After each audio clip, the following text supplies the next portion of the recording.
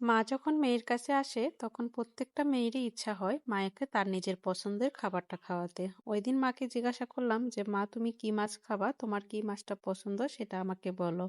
অনেক ভাবার পরে মা অনেক সময় পরে আমাকে উত্তর দিল যে তার কাছে ইলিশ মাছ আর চিংড়ি মাছ খেতে অনেক বেশি ভালো লাগে। মা যেহেতু বলেই ফেললো যে মা ইলিশ আর চিংড়ি খাবে, এজন্য আমি সাথে সাথেই বাজারে চলে ভাবলাম যে মায়ের জন্য যদি এইটুকু নাই করতে পারি তাহলে মায়ের মেয়ে হয়ে কিভাবে আমি এত বড় হলাম। তো মায়ের জন্য আজকে আমি এখানে চিংড়ি মাছ আর ইলিশ মাছ কিনে নিয়ে আসলাম। ইলিশ মাছটাকে কেটে রেখে দিলাম, অন্য আরেকদিন রান্না করব। আর চিংড়ি মাছটাকে আমি আজকে মায়ের জন্য নারকেল সরিষা দিয়ে ভাপাবো। এই জন্য প্রথমে একটা ব্লেন্ডারে নারকেল কোড়া, আমি এখানে কাঁচা মরিচ, সরিষা, সাথে আমি এখানে কয়েকটা বাদাম দিয়ে একটু এটাকে ব্লেন্ড করে নিলাম।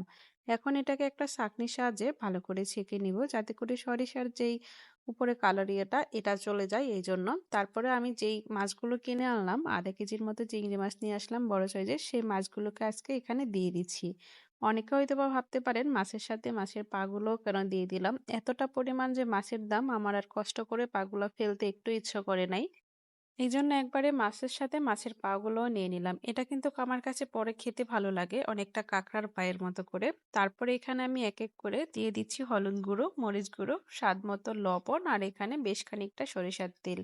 ব্যাস এই কয়েকটা উপকরণ দিয়েই আমি মাকে আজকে চিংড়ি ভাপাটা করে দিব। মা প্রথম যেদিন আসছিল তার পরদিন অবশ্য আমার কাছে বলছিল যে নারকেল যেহেতু আছে, একদিন নারকেল চিংড়ি করলে কেমন হয়।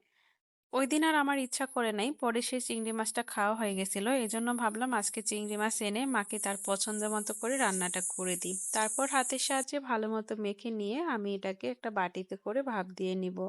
আমার এখন মনে হয়েছিল যে পাটা যদি ছোট করে আমি আলাদা করে কেটে দিতাম তাহলে মনে হয় সবচাইতে বেশি ভালো হতো। সবকিছু দিয়ে মেখে মাছগুলোকে কিছু সময় রেখে দিলাম।